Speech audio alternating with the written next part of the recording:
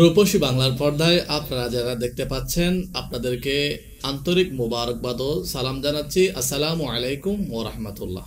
সম্মানিত দর্শক ও শ্রোতা মণ্ডলী, আমাদের অনুষ্ঠানে অন্যান্য দিনের ন্যায় আজকে আমন্ত্রিত হয়ে উপস্থিত হয়েছেন চট্টগ্রাম জেলার ঐতিহ্যবাহী শিক্ষা প্রতিষ্ঠান সিফাতুলি জামিয়া বহুমুখী কামিল মাদ্রাসার সম্মানীয় আরবি লেকচারার, বিশিষ্ট আলেমেদিন, লেখক ও গবেষক মুনাজির হজরত আল্লামা জনাব মৌলানা জৈনুল আবেদিন কাদরি সাহেব। সম্মানিত দর্শক মোহতারাম, আপনাকে আমাদের স্টুডিওর পক্ষ থেকে আন্তরিক মোবারকবাদ জানাচ্ছি। কেমন আছেন আপনি? আলহামদুলিল্লাহ বিখাইর। আপনি কেমন আছেন? আলহামদুলিল্লাহ ভালো আছি। আমরা আপনাকে পেয়ে অত্যন্ত আনন্দিত। আমাদের বিশ্বাস আপনার মনি মুক্তা কচিত কথার মাধ্যমে আমরা এবং দেশবাসী দর্শক মণ্ডলী উপকৃত হবেন। মুহতারাম, আজ আমরা একটা বিষয় নির্ধারণ করেছি, তাকওয়া। আমরা জানি আল্লাহ সুবহানাহু ওয়া তাআলা মানুষের উপর রোজা ফরজ করেছেন, নামাজ ফরজ করেছেন, অন্যান্য ইবাদত ফরজ করেছেন। সব ইবাদত ফরজ করার পিছনে আল্লাহ তাআলার মূল যেটা মাকসাদ সেটা কিন্তু আল্লাহ তাআলা বর্ণনা করেছেন। ইয়া আইয়ুহাল্লাযীনা আমানুত্তাকুল্লাহ, তোমরা আল্লাহকে ভয় করো। এবং যে রমজান, আমরা যে রমজান মাস চলমান রয়েছে, এখানে আল্লাহ সুবহানাহু ওয়া তাআলা যে বলেন, হে ইমানদাররা তোমরা রোজা রাখো, কুতিবা আলাইকুমুস সিয়াম কামা কুতিবা আলাল লাযিনা মিন কাবলিকুম, তোমাদের উপর রোজা ফরজ করা হয়েছে। এখানে কিন্তু আল্লাহর মাকসাদ একটা, কি? লাআল্লাকুম তাত্তাকুন, তোমরা যাতে মুত্তাকি হতে পারো। সম্মানিত মুহতারাম আলোচক, আমরা আপনার মাধ্যমে জানতে চাই এখন তাকওয়া কি? তাকওয়া বলতে আমরা কি বুঝি? একজন দর্শক তাকওয়া বলতে কি বুঝবে? জি আলহামদুলিল্লাহ, আপনি অত্যন্ত চমৎকার একটি কোয়েশ্চেন আমাকে করেছেন। আপনাকে আমি ধন্যবাদ জানাচ্ছি। আসলে ইসলামী শরীয়তে তাকওয়ার গুরুত্ব অপরিসীম। তাকওয়ার ব্যাপারে আল্লাহ সুবহানাহু ওয়া তাআলা অসংখ্য আয়াতের মধ্যে ইরশাদে নূরানি করেছেন। আল্লাহ সুবহানাহু ওয়া তাআলা পবিত্র কোরআনের এই অসংখ্য আয়াতের মধ্যে বলেছেন, ইয়া আইয়ুহাল্লাযিনা আমানুত্তাকুল্লাহ, হে ঈমানদারগণ তোমরা আল্লাহকে ভয় করো, আল্লাহকে ভয় করো। এই যে তাকওয়া, তাকওয়া এটা কিন্তু আরবি শব্দ। এটার লঘবি মানা হচ্ছে, আবিধানিক অর্থ হচ্ছে বিরত থাকা, ফরহেজগারিতা অর্জন করা।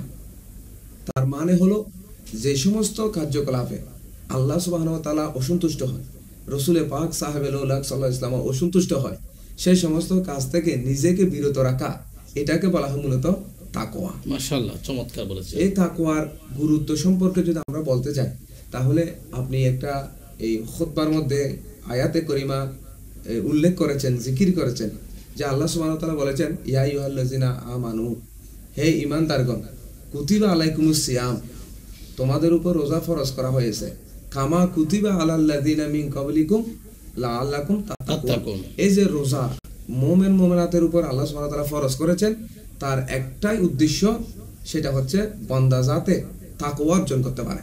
কারণ আল্লাহ সুবহানাহু ওয়া তাআলা অপর আয়াতের মধ্যে সাথে নূরানি করেছেন, ইন্না আকরামাকুম ইনদাল্লাহি আতকাকুম, তোমাদের মধ্যে সেই ব্যক্তি আল্লাহর কাছে সবচেয়ে বেশি সম্মানিত, আল্লাহর কাছে মকবুল হয়েছে, সম্মানিত ব্যক্তি কে? যিনি যত বেশি তাকওয়া অর্জন করতে পেরেছেন, সে আল্লাহর কাছে তত বেশি মকবুলের দরজায় পৌঁছেছে। মুহতারাম আলোচক, আপনি চমৎকারভাবে বলেছেন। তাকওয়া বলতে বোঝানো হয় খোদাভীতি। আর আপনার আল্লাহ সুবহানাহু ওয়া তাআলা মানুষকে বিভিন্ন ইবাদত করার জন্য নির্দেশ দিয়েছেন, তাকওয়া অর্জন করার জন্য, মুত্তাকি হওয়ার জন্য। আর যে আপনি রমজানের যে আয়াতটা তেলাওয়াত করেছেন, এটা চমৎকার, আপনি আপনার দূরদর্শিতা, আপনি চমৎকার আয়াত উপস্থাপন করেছেন। এই যে মানুষ রোজা রাখে, আপনার অন্যান্য দিন মানুষ কিন্তু ঘুষ খাওয়ার সময় আল্লাহ আমাকে দেখতে পাচ্ছে, এটা কিন্তু মানুষের মাইন্ডসেটের মধ্যে থাকে না। মানুষ ঘুষ নেওয়ার সময়, সুদ খাওয়ার সময়, সুদ দেওয়ার সময়, জেনা করার সময় মানুষের মাইন্ডসেটের মধ্যে কিন্তু এটা থাকে না।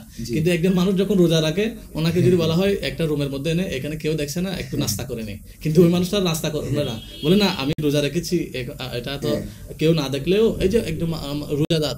অর্থাৎ অন্যান্য সময় এত বেশি তাকওয়ার প্রতি সচেতন না হলেও অন্তত রমজান শরীফে রমজানটা প্র্যাকটিক্যাল মানুষকে তাকওয়া শেখাচ্ছে। আচ্ছা মুহতারাম আলোচক, কোন কোন ইবাদতের মাধ্যমে, কোন কোন পন্থায় একজন মানুষ তাকওয়াটা অর্জন করতে পারে? অর্থাৎ কিভাবে একজন মানুষ সাধারণ মানুষ থেকে মুত্তাকি হতে পারে? হ্যাঁ, আসলে তাকওয়া এটা হচ্ছে আল্লাহর ভয়ভীতি। প্রত্যেকটা ইমানদারের এই কার্যকলাপে এই তাকওয়া অবলম্বন করা একান্ত প্রয়োজন। যে আমরা যদি নামাজ পড়তে যাই, ওখানেও কিন্তু তাকওয়া অবলম্বন করতে পারি আমরা। কারণ হাদিসে জিবরিল, যেটা মেশকা শরীফের শুরুতে আছে, সেখানে কিন্তু বলা হয়েছে তোমরা এমনভাবে আল্লাহর ইবাদত করো যে তুমি আল্লাহকে দেখতে পাচ্ছ, আল্লাহকে দেখতে পাচ্ছ, এইভাবে তোমরা কি করো, ইবাদত করো। তাহলে আল্লাহ দেখতেছে বা আমি আল্লাহকে দেখতেছি, এই আকীদা নিয়ে, বিশ্বাস নিয়ে যদি কেউ নামাজ আদায় করে, এটার মধ্যে হুশু হুদু একটু বেশি হয়। এর দ্বারা আল্লাহর ভয় ভীতি অন্তরের মধ্যে স্থান পায়, যার কারণে আল্লাহর প্রতি প্রেম ভালোবাসা এগুলো আরো বৃদ্ধি হতে থাকে। এজন্য আল্লাহ সুবহানাহু ওয়া তাআলা পবিত্র কোরআনুল কারীমে বলেছেন, কদ আফলাহাল মুমিনুন আল্লাযীনা ফি সালাতিহিম খাশিউন। যে সমস্ত মানুষ হুশু হুদু অর্থাৎ আল্লাহর ভয় ভীতি নিয়ে যারা ইবাদত করবে, তারাই দুনিয়ার মধ্যে এবং আখিরাতের মধ্যে সফলকাম। চমৎকারভাবে বলেছেন যে সফলকাম হওয়ার জন্য, একজন মানুষ সাকসেসফুল হওয়ার জন্য তার মধ্যে তাকওয়া থাকা আবশ্যক। এখন তাকওয়াটা আমরা বিভিন্ন উপায়ে অর্জন করতে পারি। যেমন আমরা কথা বলছি, এই যে কথা বলা, একজন মানুষ যখন কথা বলে, উসদুকু ইজা হাদ্দাসতুম, যখন কথা বলে, সেই মানুষটা যখন সত্য কথা বলবে, এটা একটা তাকওয়া অর্জন করার মাধ্যম। একজন মানুষ প্রতিজ্ঞা করবে, কমিটমেন্ট করবে, আমি জীবনে মিথ্যা বলবো না, এটা একটা তাকওয়ার উচ্চ স্তরের একটা মর্যাদা হচ্ছে সত্য কথা বলা। এই যে আমানত রক্ষা করা, এটা হচ্ছে তাকওয়ার একটা স্তর। অর্থাৎ একজন ইমানদারের প্রত্যেকটা ক্ষেত্রেই তাকওয়া অবলম্বন করা এটা আবশ্যক। কোন কোন বিষয় দিয়ে মানুষ খুব সহজে মুত্তাকি হতে পারে? যেমন কথা দিয়ে, কথা সবাই বলে, কিন্তু সত্য কথা যখন বলে, এটা তাকওয়ার কথা হয়ে যায়, মুত্তাকির কথা হয়ে যায়। আর আমানত দারিতা যদি রক্ষা করে, সেটা তাকওয়া হয়ে যায়। আপনার মানুষকে যখন কষ্ট না দেয়, কোনো কথার মাধ্যমে, কাজের মাধ্যমে মানুষকে যখন কষ্ট না দেয়, সেটা তাকওয়ার পর্যায়ে চলে যায়। আর মানুষ এই যে ওয়াক্তমতো নামাজ পড়া, এটা তাকওয়া। কিন্তু নামাজি হওয়ার আগে একজন মানুষকে সত্যবাদী হওয়া আবশ্যক, হিংসামুক্ত হওয়া আবশ্যক। কোনো মানুষ বলে আমি মুত্তাকি, কিন্তু অন্তরের মধ্যে হিংসা আছে, তাহলে সে কখনো মুত্তাকি হতে পারবে না। একজন মানুষ যদি 100 বছর রোজা রাখে, 100 বছর জাকাত দেয়, 100 বছর যদি আপনার হজ করে, কিন্তু আর তাকওয়ার পর্যায়ে সে চলে যেতে পারবে না। কেন? আল্লাহর নবী বলেন, ইন্নাল হাসাদা ইয়াকুলুল হাসানাত কামা তাকুলুন নারুল খাতাব। 100 বছর যদি হজ করে, রোজা রাখে, যাকাত দেয়, একটু ইবাদত করার পরেও তার মধ্যে যদি হিংসা যদি থাকে, বিন্দু পরিমাণ যদি হিংসা থাকে, তাহলে সমস্ত আমলকে জ্বালিয়ে খয়লা বানিয়ে দিবে। এইজন্য তাহলে হিংসামুক্ত জীবন গঠন করা, এটা তাকওয়ার অন্যতম একটা রূপরেখা। সম্মানিত আলোচক, কোন কোন কাজের মাধ্যমে তাকওয়াটা আপনার সমাজের মধ্যে পরিলক্ষিত হয়, অর্থাৎ একজন মুত্তাকি হয়ে কিভাবে সমাজটা পরিবর্তন করতে পারে? সমাজের মধ্যে মানুষ অনেক আছে, কিন্তু মুত্তাকি কিভাবে সমাজটাকে পরিবর্তন করতে পারে, আমি দর্শক মণ্ডলীকে কিছু বলার জন্য আপনাকে অনুরোধ করছি। না, আসলে একজন মুত্তাকি সমাজের জন্য এই রোল মডেল। অর্থাৎ মুত্তাকি যিনি হবে, সে প্রত্যেকটা সেক্টরে তাকওয়াকে প্রাধান্য দিবে। যেমন এই ওই ব্যক্তি যখন কোনো বিজনেস করবে, ব্যবসা করবে, এই যে রমজান আসছে, একজন ব্যবসায়ী মজুদদারি করতে পারে না, তাকওয়া থাকলে সে কখনো করবে না। কিন্তু দেখা যায় সে রোজাও রাখছে, আবার মজুদদারি করছে, তাহলে এটা তাকওয়ার পরিচয়। যেমন আমরা যদি 1 গ্লাস পানি নেই, 1 গ্লাস পানির মধ্যে 1 গ্লাস পানি, এখানে যদি 1 ফোঁটা প্রস্রাব পড়ে, তাহলে কিন্তু শরীয়তের ফয়সালা হচ্ছে আপনার সবগুলো নাপাক হয়ে যাবে। তো একজন মানুষ কিন্তু রোজা রেখেছে, আবার কিন্তু এখানে মজুদদারি করে, চিনির মজুদদারি, সোলার মজুদদারি, তেলের মজুদদারি করেছে। কিন্তু এখানে সবচেয়ে একটা লক্ষণীয় বিষয় হচ্ছে যে রমজান শরীফে যে আমরা ভেজাল খাদ্য এই ভেজাল খাদ্যের প্রতিবাদ আমরা কিন্তু সকলে করি, কিন্তু তাকওয়া থাকলে একজন মুত্তাকি কখনো এই ভেজাল খাদ্য মানুষকে দিতে পারে না। এটা তাকওয়া না থাকার কারণে এই মানুষ এই জাতীয় কাজ করে। তবে এই ব্যাপারে আমি একটা চমৎকার হাদিস বলে শেষ করতে চাচ্ছি। সেটা হচ্ছে হযরতে ফারুক আজম রাদিয়াল্লাহু আনহু, ওমর রাদিয়াল্লাহু আনহু উবাই ইবনে কাব রাদিয়াল্লাহু আনহুকে জিজ্ঞেস করলেন তাকওয়া কি। তখন উবাই ইবনে কাব রাদিয়াল্লাহু আনহু বলছে আপনি কি কখনো কাঁটা বিছানো পথে হেঁটেছেন? বলছে জি হ্যাঁ হেঁটেছি। বলছে কিভাবে? বলছে আমি এমন ভাবে সতর্কতার সাথে হেঁটেছি যাতে আমার শরীরে কাঁটা ভাবে হেঁটেছি যে শরীরে কাঁটা না লাগে। তো উবাই ইবনে কাব রাদিয়াল্লাহু আনহু বলছেন, হে খলিফাতুল মুসলিম উমর রাদিয়াল্লাহু আনহু, এটাই হচ্ছে তাকওয়া। যেমনি ভাবে আপনি কাঁটা বিছানো পথে হাঁটার সময় কাঁটা থেকে যেমনি ভাবে সতর্ক থেকেছেন, সেইভাবে এই একজন মানুষের ব্যক্তিগত জীবনে সব ক্ষেত্রে এইভাবে সতর্কতা। আপনি চমৎকার ভাবে বলছেন। তাহলে সম্মানিত দর্শক মণ্ডলী, আমাদের অনুষ্ঠানের শেষ পর্যায়ে চলে আসছি।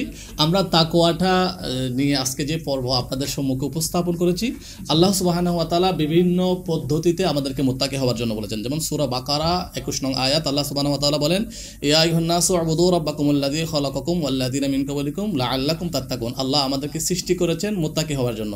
সূরা বাকারার 63 নং আয়াত আল্লাহ সুবহানাহু ওয়া তাআলা বলেন, ওয়া ইযা আখাযনা মিসাকাকুম ওয়া রাফা'না ফাওকাকুমুত তুর খুযু মা আতাইনাকুম বিকুওয়াতি ওয়াযকুরু মা ফিহি লাআল্লাকুম তাত্তাকুন। সূরা বাকারার 179 নং আয়াত আল্লাহ সুবহানাহু ওয়া তাআলা বলেন, ওয়ালাকুম ফিল কিসাসি হায়াতু ইয়া উলিল আলবাবি লাআল্লাকুম তাত্তাকুন। সূরা বাকারার 183 নং আয়াত আল্লাহ সুবহানাহু ওয়া তাআলা বলেন, ইয়া আইয়ুহাল্লাযীনা আমানু কুতিবা আলাইকুমুস সিয়াম কামা কুতিবা আলাল লাযীনা মিন ক্বাবলিকুম লাআল্লাকুম তাত্তাকুন। সূরা আনআমের 153 নং আয়াত আল্লাহ সুবহানাহু ওয়া তাআলা বলেন, ওয়া আন্না হাযা সিরাতি মুস্তাকিমান ফাত্তাবিউ ওয়া লা তাত্তাবিউস সুবুলা ফাতাফাররাকা বিকুম আন সাবিলি যালিকুম ওয়াসাকুম বিহি লাআল্লাকুম তাত্তাকুন।